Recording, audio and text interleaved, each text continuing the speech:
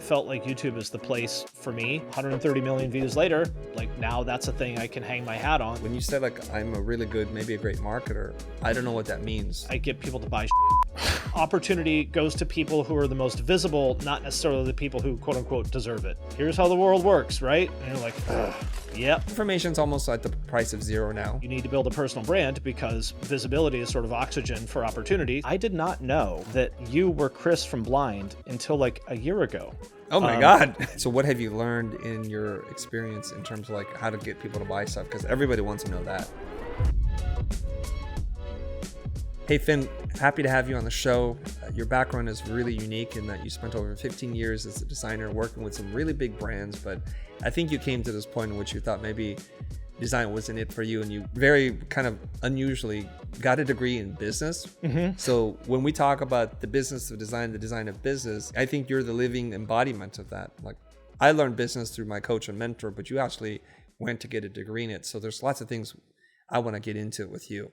So for people who don't know who you are, can you please introduce yourself and tell us a little bit of your story about how you got here? My name is Finn McKenty. Everybody probably knows that. Most people know me from YouTube. I have two channels. One is called the Punk Rock MBA, where I talk about kind of music history stuff. Another one is just my name, where I talk about sort of like it's Twitch highlights, just sort of like more fun, silly music kind of content. But like you said, before, I didn't start YouTube until I was 38. So we both started a lot later than most people do. Before that, I spent my career, and I still do, like product design and marketing. To me, there's no distinction between product design and marketing, and like it's all the same thing. It's like, what are we going to make and how do we get people to buy it? And so my brain probably thinks about design a little bit differently than most people's does. I sort of tricked my way into the agency world. I did some work for like Nike and Nintendo and Red Bull, this agency around 2001 or something like that. I did terrible work for them. I'm sorry. I apologize to the client. It was not good work, but I got my foot in the door. The thing I did that probably was the most foundational for me was worked at an agency in Cincinnati called Kaleidoscope, where I worked on a lot of stuff for Procter and Gamble, like Tide, Febreze, Bounce, Swiffer. I think that all the Swiffer stuff, or at least the majority of Swiffer stuff that's on the market now, we designed, and a lot of stuff for Febreze as well. And so I really learned a lot. That's when I switched from design to business, because from being exposed to P&G, I still think they're the best marketing organization on the planet. I was like, oh, actually the problems that I'm interested in solving, really the domain of marketers more so than they are designers. And I was in school at the time. I started later for reasons we can talk about if you want. And I was like, I think I should probably switch my major, which was scary because I had spent the last, like almost 10 years, like really convinced that I wanted to be a designer, but it just sort of became clear to me that like, I think I'm a good designer, but I'm not great. Whereas when it comes to like marketing, I think I'm like naturally very good at it. So I was like, well, I guess I should take the leap. And I did make that switch, but I went to school for design at UC for 3 years, and it's University of Cincinnati, which is a really good program. And then I finished out the degree in business. And so I feel like I got 2 degrees in one, which was awesome, even though it took longer and it was more expensive. After that, I worked at a startup called CreativeLive that a lot of people in your audience are probably familiar with. We did online education for creative people, primarily photographers, like wedding and portrait photographers, but also did a lot of stuff, with design and entrepreneurship and stuff like that. Then I started YouTube, and I'm also a partner in a company called URM Academy that does online education for music producers. And here we are. That was a lot to unpack there. So I'm going to try to figure out the timeline here, okay? And I should say, I was a big fan of Blind back in the day, back when I did some motion graphics stuff. And I did not know that you were Chris from Blind until like a year ago. Oh my God. Yeah, like I was a fan of Blind 20 years ago. I've been following your content for probably close to 10 years. And I didn't know. And so that sort of ties into some of the stuff we'll probably talk about, the importance of telling your story, and that the stuff that you think is glaringly obvious to your audience is not. When you talked about you thinking of yourself as a designer doing product design, people use one term for 2 different meanings. Are you talking about industrial design or digital design? Both. Oh. Yeah, so you're going to make it even more confusing for us. Yeah. So Kaleidoscope was an industrial design and engineering agency. And so like the Swiffer wet jet and dry mop, and we did a lot of medical devices and stuff like that. When you said you went to school for design at University of Cincinnati, and you did 3 years and you switched majors, was that before you were working, or you did that after you started working? So I started out self-taught. Okay. And thought like, oh, I didn't I don't need to go to school for this. It's just a piece of paper. I can teach myself. And I did, and I was okay. But, I just sort of had to be honest with myself. I had some other friends that did go to school for design, and I saw that they were like getting a lot better than I was. At 24, I went back to school, and I'm glad I did. But you got real world working experience, and you probably have a better frame to appreciate the education. I mean, if you had gone when you were 18, you might have finished your degree and not even thought about business.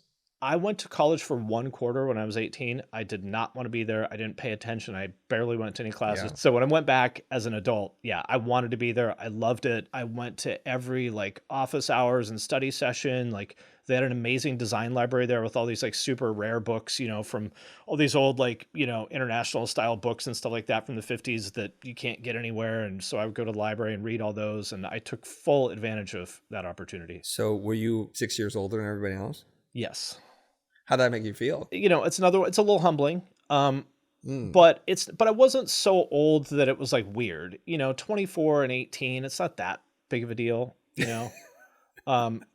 know what I mean? Maybe it felt like it at the time. In hindsight, it's like, oh, basically the same age. I went to Bible school later in life because I didn't know that. Yeah, I was raised Catholic, but I didn't do the full bit, so I needed to do that. And the reason why I went to Bible school later in life was because as a kid, I just kept cutting Bible school. I just ditched, and of course, I never completed the program. It only takes a year to like do, but I just didn't stick to it. So by the time I was doing it, I'm like, let's see here, I'm kind of junior high, almost getting into high school, but they're like little kids there, right? And so I always felt like I'm superior to you because you're just a little runt. And for the first time, I'm like literally the big man on campus. I'm like, did you feel that at all? Like, because you had experience, you've worked, you're more mature, you're older. Did you feel like you had an edge on the people? Maybe a little bit. And I'd been humbled many times in my, sort of attempt at a design career. I could not get a job anywhere really. Like I sort of, I managed to like sneak my way into these agencies and blah, blah, blah. And like it sort of worked, but like I was not even sniffing the opportunities that I wanted. And I had to sort of admit to myself it's because I wasn't good enough. By the time I was there, I think my ego, like obviously I had some experience and like I didn't discount that, but my ego was sort of, I think, properly in check. The specific thing that I think I was missing, like a lot of self-taught people, and I don't want to knock self-taught people because there's some amazing ones, but I was missing the fundamentals. Like I could do like flashy, trendy stuff. Like that first year in that program, you don't touch a computer at all. And by the time it was at the end of the year, I was like, okay, this is like exactly what I needed. Maybe I should stop thinking I know everything. Okay. So let's fast forward to the part where you're talking about like you're switching majors now and you're going to study business. That seems like a pretty radical switch. I'm curious because I've not gone to business school myself. What do you see the overlaps in terms of like the creative design brain and then what you learned in the business program? I don't think there's a lot of overlap in terms of the brain, but there's a lot of overlap in terms of the skills. In other words, like we've all experienced, when marketing people run design projects and, maybe it doesn't go as well as we would like. When designers run businesses, that typically also doesn't go the way we would like. And if I also have the ability to either do the design myself or better yet, work with somebody who's better than me, I can work with those people better than probably 99% of other marketers because I understand their job. I think I understand what it is when you say you're not maybe a great designer. There are a lot of people who could do better. But when you said like, I'm a really good, maybe a great marketer, I don't know what that means. So can you define for us what that means to you? I get people to buy shit. Okay. So what have you learned in your experience in terms of like how to get people to buy stuff? Because everybody wants to know that. I would say that the things I learned, the foundational things I learned from like Procter & Gamble, I still use all the time. So for example, there's the big insight here, I think, is like fundamentally like marketing is applied psychology. Like if you understand how the human brain works, then you sort of understand how to fit into that. There's a term that Procter & Gamble came up with, a framework called ACB, or accepted consumer belief, which basically is like to understand what people already believe to be true about the category in which you're working. And we don't get to decide what people believe. What they believe may not necessarily make sense. It may not be true. And you have to meet people where they're at. So for example, from doing research, they found that people, I don't know if they still own Pantene, the shampoo brand, but they used to. They found that people believe that hair should be nourished, which is not actually rational because hair is not living tissue and it can't be nourished. And they're not deceptive at all, but like the way Pantene worked at the time is it has a lot of silicone in it, so it coats your hair and it makes it feel thicker and fuller and lusher. It makes you feel like it's nourished. Figure out how your offer can slot into people's existing sort of mental model and fulfill some psychological need. At the most basic level, help people feel more safe. How did they come upon this idea that people believe that your hair needed to be nourished? So they would have like PhD anthropologists go into people's houses and watch them do laundry for a week and come out with all these like amazing insights like that about it. P&G, as far as I know, is sort of the company that invented a lot of the methods that we use now, like ethnographic research. And I don't know how they do things now because I haven't worked with them in a long time, but that's how they would do it. Just lots and like they invest lots and lots and lots of money into, talking with consumers and just understanding what they do and why they do it. So how did they then use this idea that people want their hair to be nourished? How do they message that or communicate that we understand that and we're going to give you the solution to that idea? So there's another framework they have called the reason to believe, or RTB, which is, so there's a claim that your product does or service does whatever. The reason to believe is the specific objective reason that I should believe your claim is true. They also make Bounty paper towels. Let's pretend that it works like this. So the thing they would always do in commercials is like A/B comparisons. Like they show, Bounty versus the leading brand, and they, wipe something and the Bounty one, picks up 30% more, whatever it is. You go, wow, okay, that looks cool. Well, how does it work? The reason to believe is that Bounty has patented magic thirst pockets in it, made with blah, blah, blah technology. Here's the accepted consumer belief. Here is the benefit of the product. And the reason to believe is the way that consumer will believe that your product will deliver on that benefit. I remember watching a lot of commercials in my youth, and I remember seeing a lot of those demos where they wet things and they put something heavy on it, and the competitor breaks apart. It pushes water around instead of absorbing it. But even as an unsophisticated consumer of marketing messaging, I always was a little suspicious. Like, I think you cheat these things. People may think that, again, that's one of the things you need to understand is like, you just figure out through testing these things, like, is this a believable claim? Is this reason to believe effective? And that's the sort of thing you find out through all the different methods that they have of testing. They do all kinds of focus groups. When you go to certain stores, they know how you're shopping this aisle. They see exactly where your eyes go, right? So, they'll test that and get empirical feedback on it and adjust. Procter & Gamble and probably their agency have created very memorable campaigns. Because to this day, I haven't bought a paper towel in some time, but I still remember Bounty is the quicker picker upper. So it's like a tongue twister, something like that, and you'll remember these things. Or that Snickers satisfies. I don't know why it does, but they've told me, and I've mentioned this to my friend when I'm walking through the grocery store, and I'm a little hungry, my stomach's grumbling. I'm like, Snickers. I'm like, no, not Snickers. No. That's not real food, right? But it has peanuts, it has protein, right? Exactly. That's the reason to believe. So do you remember anything that you worked on and have a pretty clear roadmap from the accepted consumer belief was this was our claim, this is the reason to believe, so this is the benefit of the proof, where you can walk us through it so that we can see it end to end? Like, let's pick one thing. No, because I was a pawn in that machine. But so that's an example of like, I was there and I learned. But this is sort of what leads me to YouTube is like, you did good work, but can you you answer me that question? Like, okay, well, tell me how you did it. And you're like, well, I didn't really do it. I was part of the team and I believe that I did good work, but can I really say that like, this was my thing? Like, no, because there are 100 people that worked on this. I was just executing what the creative director gave me. So can I really say that was my, I'm proud of it, but it's tough, Let me restate the question.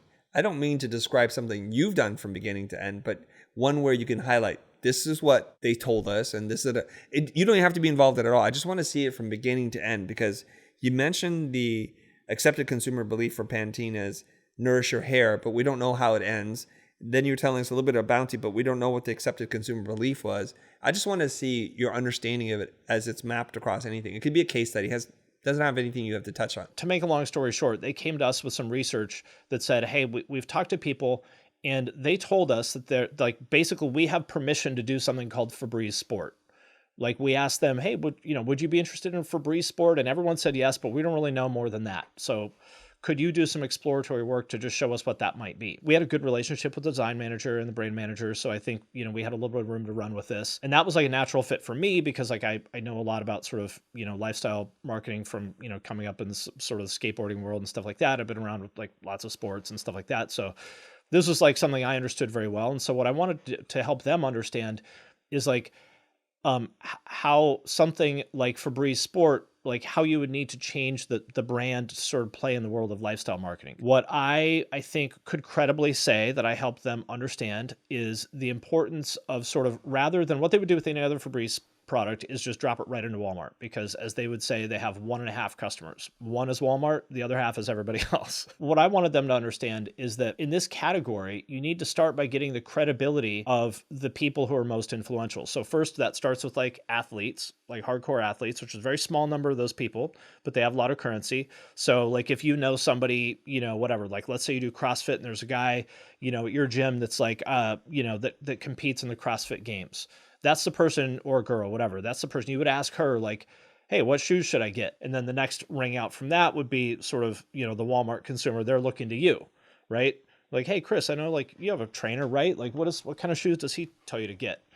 Right. So this is how it works. And you can't just go right to Walmart, because if you just go right to Walmart, then it has no credibility. I persuaded them to do user research rather than doing it in Cincinnati, which is what they wanted to do. I persuaded them to do it in San Diego, where people are a lot more active, a little bit more representative of who we would want to sort of market this to.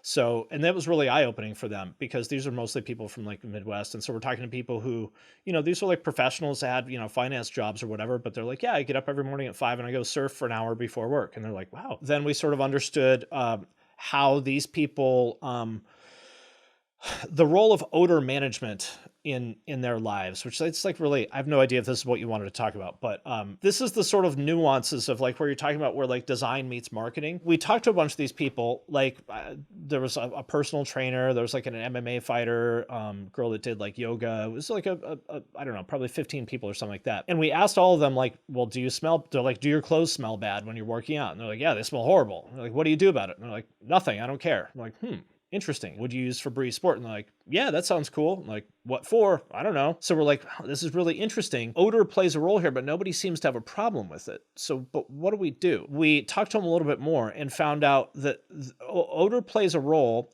at home. So they would tell us how they would do all this crazy stuff. Like people had all these kind of workarounds for that. This is a thing that P&G calls compensating behavior. So we saw these compensating behaviors and realized, okay, the opportunity here is that what we want to do, like, odor is fine in the athletic zone. Like when people are actually at the gym or on the field, it's fine there. Odor is not fine at home. And so the role of this product is to prevent the transfer of odors from the athletic zone to the home zone. And so we came up with, I think, 4 SKUs to do that. Like, for example, a sachet that you put into a gym bag that would eat up the odor on the way home, so that when you open up your gym bag, when you get home, you don't get like blasted with this disgusting wave of vile scent. And I actually did do quite a bit of work, graphic design work there. I sort of helped sketch that out. So I don't know if that answers your question. Oh, that was a complicated story to try and figure out. Okay. Sorry, I'm going to treat you like a hostile witness now. Yeah. What was the accepted consumer belief for Febreze Sport? I don't remember, to be honest with you, because this was 2009. But the thing that I do remember is like that the crux of this was like preventing the transfer of those athletic odors. Okay, that's the insight that you that's guys the benefit. Yeah, that's the we're benefit. Okay here smelling bad. Yep. Which they shouldn't be, and then we're not okay here smelling bad. And athletes realize there's a lot of funk that travels with them. So this is going to create that barrier so that you don't transfer odors. So was there like a tagline or some messaging or a campaign that was built to reinforce that message? There was, but it was done by different agencies. So that's fine. And I don't remember what it was, to be honest with you, but, well, I mean, this is like when the thing is, I mean, you've experienced this, I'm sure, is like, there's 5 different agencies working on it. And I have no fucking idea what the other ones are doing. Like, I never see it unless I see it on TV or something. I'm like, oh, that's what Landor did. Okay, cool. That is all true. And so I think you're highlighting a problem with large communications teams across multiple disciplines and then different companies that you describe as a pond. the way I usually describe it is like we're one tiny gear or cog in the whole watch, right? It's like we do our part and somebody, the clockmaker, is orchestrating all this stuff to come together. Okay, but I try to be like the student of advertising and marketing because I want to be able to apply this. We got to take a quick break for something really exciting. This video is brought to you by us, the Futur. Are you ready to kickstart your creative career and build a business doing what you love? Whether you're just starting out or you're switching careers or starting something new with decades of experience, we can help. Accelerator is your fast track to building a killer portfolio and landing those dream clients. You'll get training and experience on everything from lead generation and building your network to closing the sale and project management. With over 100 video lessons, weekly coaching, and personalized feedback from the Futur team, You are never alone in Accelerator. Learn more about the coursework, community, and coaching you'll get as an Accelerator member. Head to thefutur.com/accelerator. Take a behind-the-scenes tour or try it out risk-free for 30 days with our money-back guarantee. We'll see you inside. All right, back to the video. If I threw a problem at you, you could just pretend to like do it. Because Sure. you're like, I'm a good marketer. I could do this. Sure, Yeah, let's do it. Okay. And my audience is going to know this. I'm going to speak very selfishly right now. Okay. I've noticed some trends, some alarming trends. The trend that I noticed is that AI has made educational products, information products worth almost nothing. So across the board, people who sell information products who did really well, I'm not talking about books because books are an information product, but online digital courses that study at your own pace kind of thing. I sell these, by the way, so I'm interested. Okay, this is good. We can talk about this. A bunch of my buddies are in the same space. And I'm like, oh, it's not going well. The trend line is moving down. It's moving down pretty quick because people, wrongfully or not, believe that they can just ask ChatGPT, Claude, or one of these other programs or software, AI things, teach me this thing and it'll just teach you. And they think that's better because they spent $20 on that and they get a lot more than just a course. So if I am now in this place where we see our course sales go down, which is true, what do I need to do to tap into some of your marketing prowess, whether it's following the ACB, RTB program or not?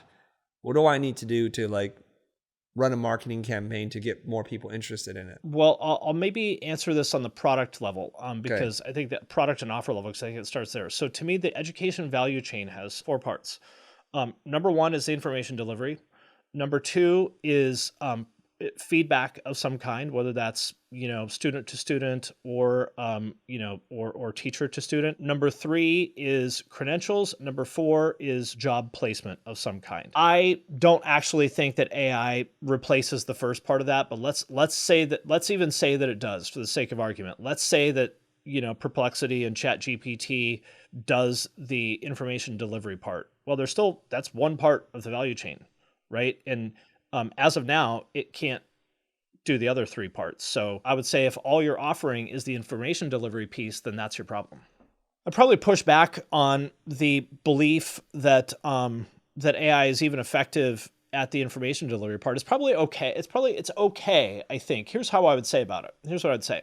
Say, yeah, like ChatGPT, Perplexity, they're pretty good. I would say you can get a solid B or B plus answer out of ChatGPT on most things. And if you're okay being a B plus, then keep doing that. But I don't think you want to be a B plus. I think you want to be an A. Since we're in the same space though, let's try to reverse engineer this. Pretend like we had these cultural anthropologists, these researchers with PhDs. What do you think the accepted consumer belief is? Because I like this concept very much. I'm trying to figure out how I turn this into something. So Well, you tell me. Like, I'm surprised to hear that that's even true, because I feel like creative people are the ones who I think are the most skeptical of generative AI. So I'm actually surprised to hear that even in your space that's true. Can you tell me more about that? Well, across the board, friends that run educational companies, like our sales are down. You know who I'm talking about? Patrick Flynn.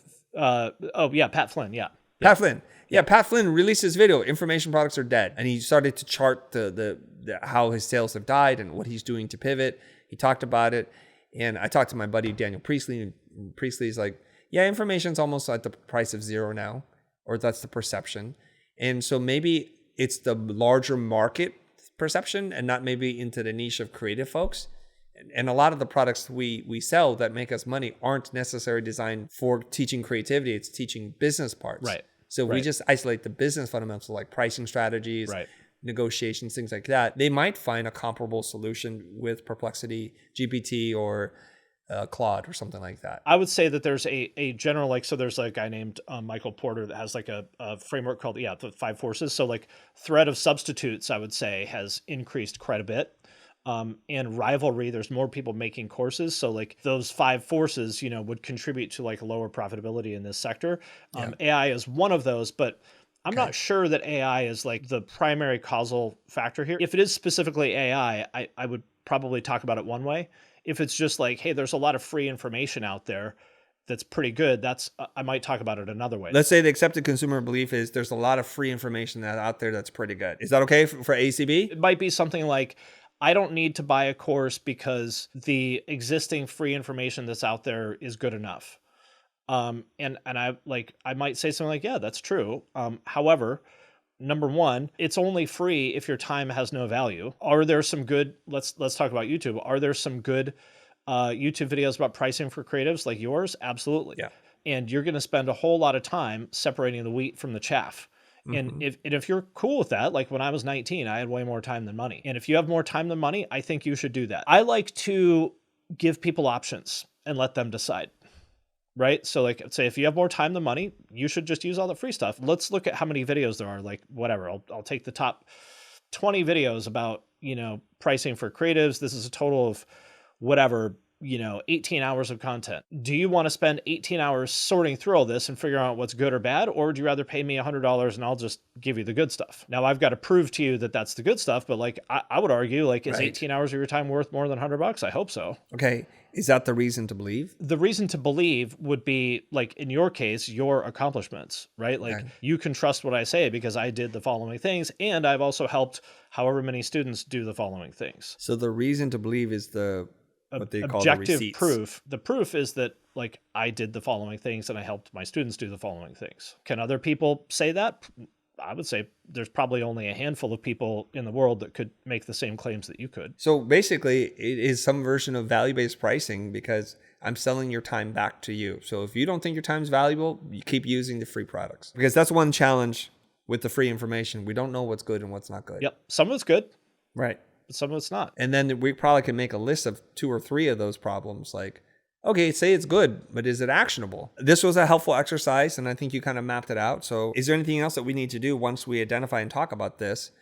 Is there an additional step, or is that good enough for the marketing campaign? Well, then it gets into the execution. The people listening to this, that's where you're going to shine, is like if you understand that this is sort of the framing, like how do we express that to people in a way that, that's persuasive to them? So if it were a static thing, what are the words?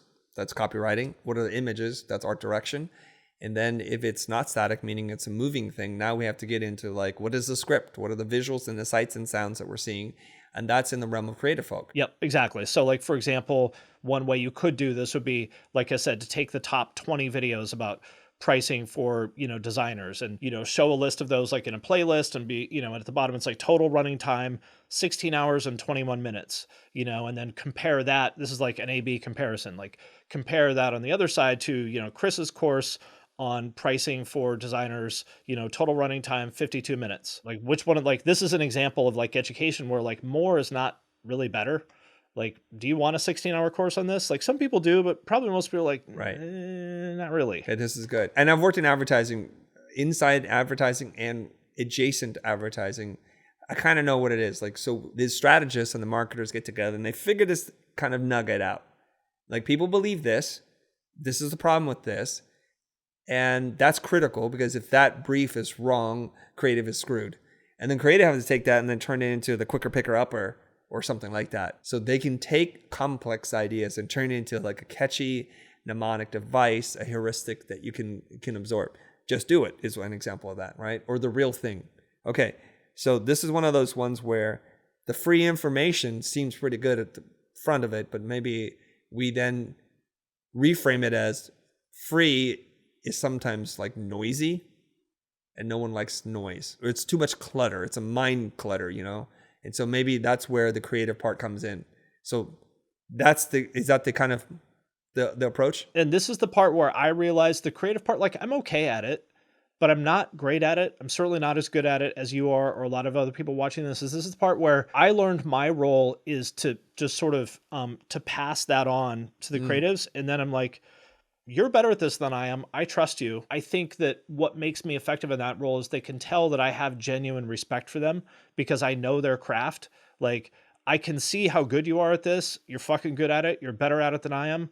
And I love watching you do your thing. So like my job is just to help you do your job the best that you can. And I think that's where I shine. I like this. Okay, that was really clear. So you're a marketing strategist, and then you need to bring in copywriters and art directors to do the other part. I'd say I'm pretty good at the copywriting part, but Okay, so you're good at copywriting. So that's creative to me.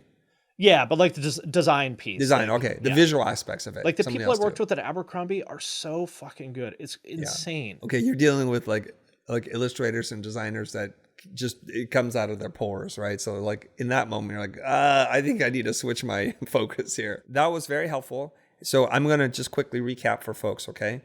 I don't know too many industries or services that are out there that isn't feeling some level of competition, either because of inflation, things are tight, interest rates are up or whatever it is, or AI, or just too many options right now.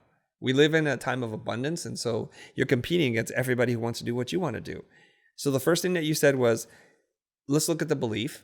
And then you challenged the belief saying, that could be one reason, but could it be this other thing? Mm-hmm. And so we need to make sure, because otherwise we're building a whole strategy on a false premise. Yep. And in my case, you're like, maybe it's just like there's just so much free stuff that's out there that's really the problem. And AI is just one point of the spear, not the whole spear itself. And so then we have to kind of then ninja flip that to say like, okay, if that's so good, what is the potential problem with that?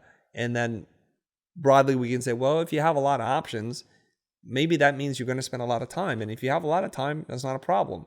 So young people have a lot of time and not a lot of money. Older people have more money than they have time. And you would say then your most valuable asset is your time. And so would you rather spend money getting it from someone who's credible, who's done it before, who can teach you the way, and then you can be on your business and go make money? So that was the entire way of looking at that problem. And I think there's going to be a lot of people who really need to sit down and take note of this and then start to think about how to apply it in their life.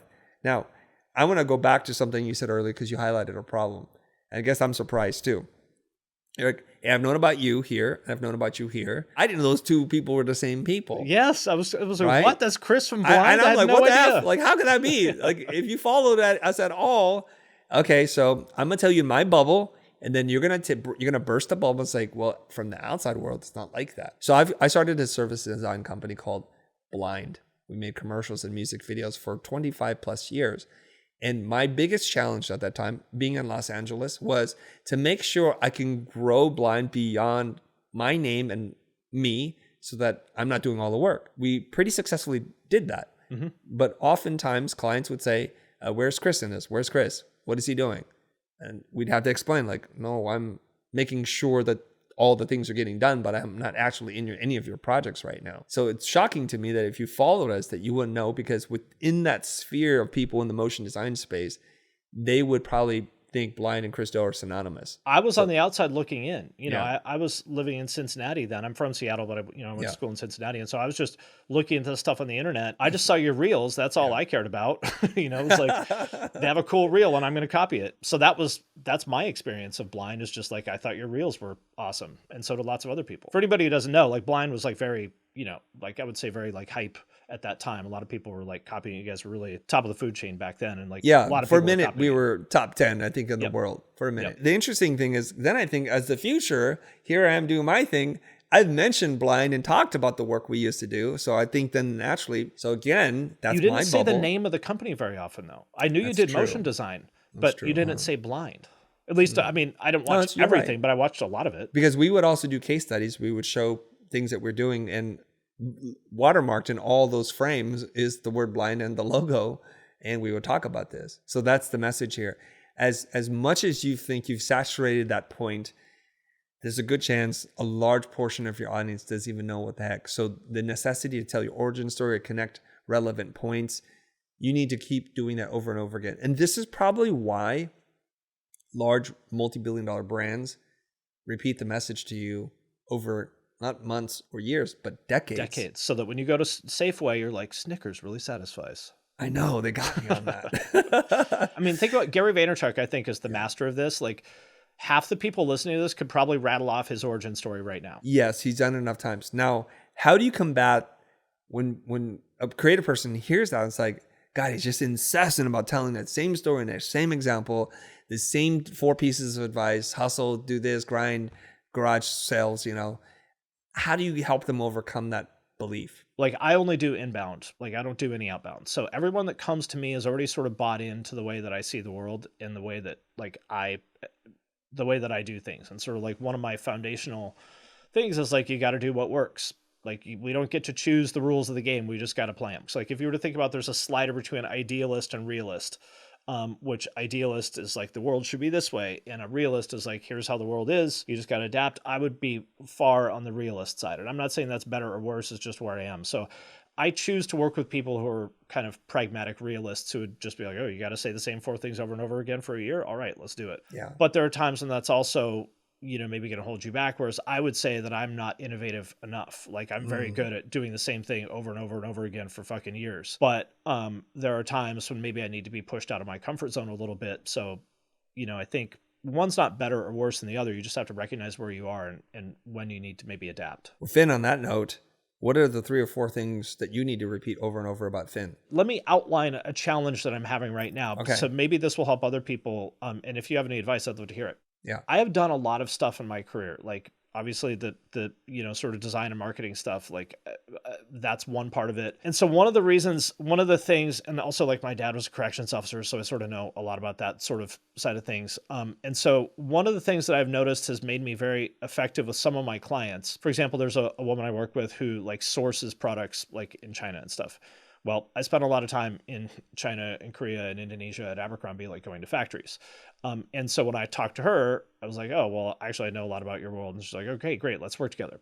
So one of the challenges I have is like, how do I communicate all the stuff that I have done so that people will understand that I have pretty deep expertise in their business? How do I communicate that without sort of muddying the waters or just like barfing out all the stuff that I've done, because that's just sort of super unfocused. So I can talk about some of the ways that I'm trying to do that now if you want, but that's like a challenge that I'm having right now, which is probably very similar to a lot of the challenge that a lot of people listening to this have. Is like, man, I've done all this different stuff. How do I wrap that up into one sort of thing that communicates my value but doesn't overwhelm people? There was a campaign that was run by an editorial company, editorial meaning like the edit commercials, and they would run ads in Ad Age and things like that, or creativity.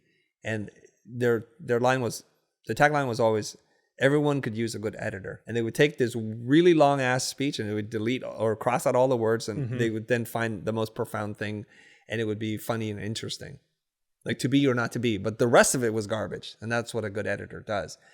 So I think what it is that all of us have complicated, like a rich tapestry of stories, but they're not really all relevant, and no one really wants to hear all of them. So the way that I teach people, and it's a derivation of what Russell Brunson talks about in his .com secrets, that to be an attractive character, not physically attractive, but to attract people to you, there's 4 things you need, right? And I kind of modified it slightly. So number 1 is you need a compelling backstory. So let's focus just on that, okay? You need a compelling backstory, and the compelling backstory to me has 3 core components. Your origin, like where were you born, who were your parents, what did they do, your birth order, and all that kind of stuff. Because you said you were raised in Seattle? Yep. Okay, so we know things about Seattle. Seattle was the music epicenter for grunge and a bunch of different things, the birthplace of Starbucks. It's rainy and cloudy, so there's things that we know about that. And that's not that complicated. If you're a middle child, the firstborn, the last one, there's things that people know about that. And especially if you had a rivalry with an older sibling, that forms you. And so that's a clue as to who you're going to become, okay? And it's part of your identity. That's part of the cultural currency. So if I say I'm from South Africa, or I'm from Vietnam, or I'm from India, we automatically assume certain things, both good and bad, and that's just part of your currency. This is where it gets interesting. Some point in your life, there's an inciting incident where the world is no longer the same for you. Something had happened, and it's a clue to the person you're going to become. So scrub through your timeline and find that point in which you're like, I think that was the first time I started to see the world differently, and I could not see it the same again. What was that point? For me, that's when I started doing YouTube. So I was 38 then. Really, nobody cared about me or knew who I was. Like I felt very invisible. And that's not a good feeling. Especially me getting older. I'm like, this is not good. You know, to make a long story short, I just sort of, I felt like YouTube is the place for me. Because the platform had changed, you know, I realized it wasn't just stuff for like little kids. 130 million views later, like now that's a thing I can hang my hat on, and I no longer, like, it's interesting. Like, I feel like the other stuff I've done in my career is actually more interesting and cool, but the accepted belief among my audience is that the fact that I built this YouTube channel is actually the most interesting thing about me. So I lean on that. This might be your defining moment story, but when was the first clue, that kind of tension that existed? And usually there's the resistance, right? Because people hear this like, oh, get on YouTube. Like, no, I don't want to. And they'll say, I don't have anything to say. I'm not good on camera. No one will listen to me. And so the inciting incident isn't where you figure it all out, but it's like the moment where it starts to become clear and that clue. I did a course with a friend of mine who plays in this band called Periphery that some people might know. Everybody who showed up was a fan of his, and they're not really a fit for the course. And I was like, oh, this is and I sort of put the course together for the most part. And I was like, oh, this is a problem. Like, I don't have an audience to bring to this. I'm just relying on other people's audiences to get attention for everything I'm doing. And so I was like, I see what he can bring to the table. I see what I can't. I need to have what he has. This is perfect. This is exactly what we want to do. All right. So we have these stories, we put them in a container, and we have to look at it through the right lens. And the way that I do it is I figure out a very short title, usually just 2 or 3 words. It doesn't have to be a complete sentence, for you to be able, like, that's the story I want to tell. The first story, my origin story, is how I went from Saigon to Santa Monica. So I can tell you that whole story. Yep. Number 2, this story is of the three names: Rudy, Brad, and Dean. They're 3 people who are not super connected, but somehow lead me to discovering that you can be a professional graphic designer. Dean was a professional graphic designer that I met while running an errand for Brad to pick up typesetting. This is in the early 90s, right? This is me kind of figuring out that graphic design could be a field of study, and my world changed. I didn't know such a thing existed, that there were professional creative designers earning a real living. I didn't know that either until much later, yeah. You see what I'm saying? So that sets me on a path, not the final path, and that's my inciting incident. The final path is the 2 J's, Jesse and Jose, which lead me to my trip to YouTube. So Jesse's my wife. She's sitting in class with me. She's like, this is your magic space, babe, but the container for this is too small. Can you play bigger than this, than the 12 students? And I'm like, I don't know what that means, until I meet Jose, the second J. So that person says, hey, let's get on YouTube. I'm like, I don't want to get on YouTube. But when I do, that whole thing changes my life forever. And this is what I do now. So Saigon to Santa Monica, Rudy, Brad, and Dean, and the 2 J's. That's the complete compelling backstory. So what you do is when you go out there, depending on who you're talking to, you're like, you can quickly recall those things, and it's very easy for you to talk about because they're containers for that longer story. So in case people are wondering what the other things are, so you have to have a compelling like collection of stories curated, so that you need to have, which you have plenty of. Yeah, you have to have character flaws because no one likes perfect people, right? Pixar's 22 Rules of Storytelling. We admire characters more for their struggle than we do for their success. And the last one is you have to be a correct contrarian. If you say what everybody's saying, no one's going to listen to you. So you have to find out like what conventional wisdom is, and you have to find the way that you say it differently. And I'll give you an example of that. Most people say, as a teacher, as an educator, you want to create safe space so that everyone can feel seen, heard, and valued. When I teach, I say I create unsafe space because I want it to be full of friction, and because friction is where the magic happens, right? But we have to learn to be brave enough to go outside our comfort zone. So it's with a wink. It's still safe, but there might be a moment here or two where you're going to feel a little uncomfortable. And I stole this from someone else, Trevor Nielsen. Thank you. I've always given him credit for this, but it's a good one, which is opportunity goes to people who are the most visible, not necessarily the people who, quote unquote, deserve it. And we can all think about a time where that was true, of like someone that got promoted when you're like, she's not actually good at her job, but she's good at making herself visible to execs. Here's how the world works, right? And you're like, yep, that's how it is. And then that opens the door to then like, okay, well, what should I do about it? And that's when I can open the door to the other thing, which is like, well, You need to build a personal brand because visibility is sort of oxygen for opportunity. Get them to buy into that. Once you've got them to buy into that, that opens the door to your offer. You just sort of lead them there just logically. It's like, well, if you believe all these things, then the next step is my offer. And they're like, cool, I'm in. As a marketer and as a person who can write well, I'm going to suggest you do one thing. Take whatever your friend Trevor said and turn that into a much more digestible, repeatable thing. And then that way you don't have to mention him anymore. So one version of this is to say change his work, so I don't have to give him credit anymore. Well, like you elevate it, you transform it, right? It's a transformative work. Like one way of saying that to me, and it's a twist on something very familiar, which is it's not what you know, it's who knows you, which would be able to take that, your knowledge and your skill only takes you so far, but that takes the visibility part in. So I'll do that. Quote Chris Do, quote Finn McKenty. Like you got to write your just do it. And then everybody understands like, wow, that was so profound. And you create that lightning rod for people to remember, right? But these things are always a work in progress. Yes, I'm sure, I know you're always refining this stuff. Yeah, usually you see a reaction from the crowd like, oh, you guys like that. Okay, let me work on that. And sometimes in the moment you say it and it rhymes and there's alliteration. You're like, who's smart today? Who took their smart vitamins today? All right, I did that. The big takeaway, the thing that I think everybody needs to figure out is what are the fundamentals of making creative, engaging content about any topic? Because there's a very diverse audience that tunes into the podcast. Yes. I will give you my framework for this. So again, it's sort of a spin on the ACB, which is, so what you want to do is it starts like understand that the fundamental currency to all of this is emotional engagement of some kind. And if you can't figure out an angle in which they have emotional engagement here, keep working on it until you do. So for example, like again, going back to the fundamental like need for human safety, like being comfortable in retirement, that might be a thing that people have emotional attachment to. So keep working on it, keep poking at it until you find an angle on the thing. You pick the thing you want to talk about and then find a way to package it such that it's a topic people have emotional engagement to. So I'll give you an obvious example of this is like football. Unpack the existing beliefs that people have about this thing, about football. So NFL football is better than college.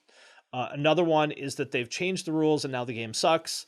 Another one is that football is unsafe and nobody should play it. These are 3 beliefs. And then under each one of those beliefs, your content is either going to validate or challenge that belief. So, for example, we take the belief that NFL is better than college football. You could make a video or, reel or whatever it is that's like, college football sucks, here's why. And you say there's no defense and blah, blah, blah, blah, blah. And like NFL football is the best sport in the world. Here's why college sucks. You could do the opposite and it would still work, right? You could say like NFL is boring and the guys play it safe. I like college because they go for it, blah, blah, blah. Either of those would work because we're working on something which people have an emotional engagement to. Either, they identify as a pro football fan or a college football fan. Generally speaking, it's sort of easier to get a lot of engagement by challenging people's beliefs. However, if you challenge people's beliefs too much, they will probably think you're an asshole. So there's sort of, I think of it as a credibility bank.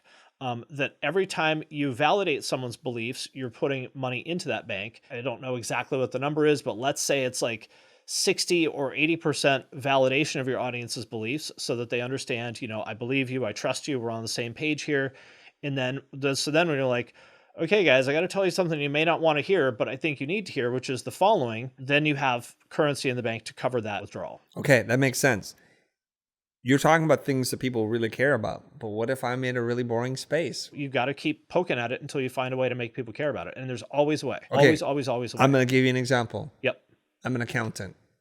Is it the tax thing? Sure. I mean, there's lots and lots of different ways. I mean, there's like, I would sort of want to get a little bit of this better sense of like who exactly your clients are. Entrepreneurs, are these like families? Like entrepreneurs. Entrepreneurs. Okay. Why do people hire you? Like perhaps, I would say cash flow management is probably a challenge for a lot of entrepreneurs, especially people in the agency world, which is we did the work, but we're not going to get paid for, 30 days if we're lucky. Realistically, we're going to have to chase this invoice down. Meanwhile, I've got payroll coming in. So I would perhaps talk about like that sort of challenge that entrepreneurs have of like, you're doing the work, business is good, but cash flow is tough.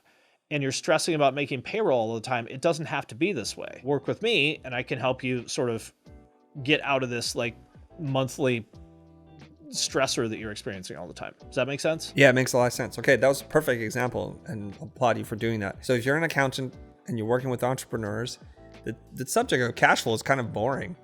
It's like taxes. Like, okay, now what?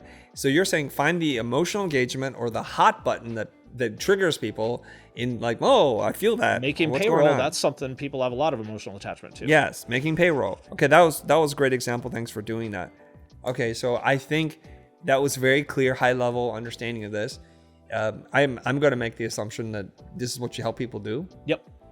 Okay, so outside of the punk rock stuff that you do and reacting to punk rock and bands, Yeah. that's like a whole different lane that you're in. But the way that you really make money, or how you're an adult, is you actually help companies figure out their marketing. Yeah, well, I would say it's entrepreneurs, like typically Entrepreneurs. solopreneurs, because I accept lower budgets. Like I know I could make more money if I was working with companies. I don't want to do it. I don't need to do it.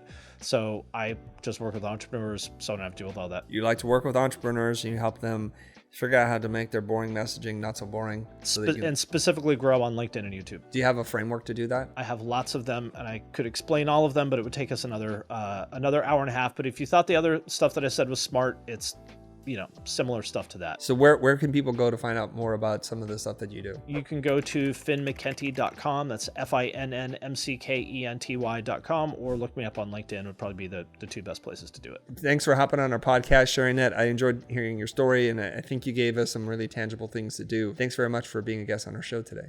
Thanks for having me. I am Finn McKenty, and you are listening to The Future.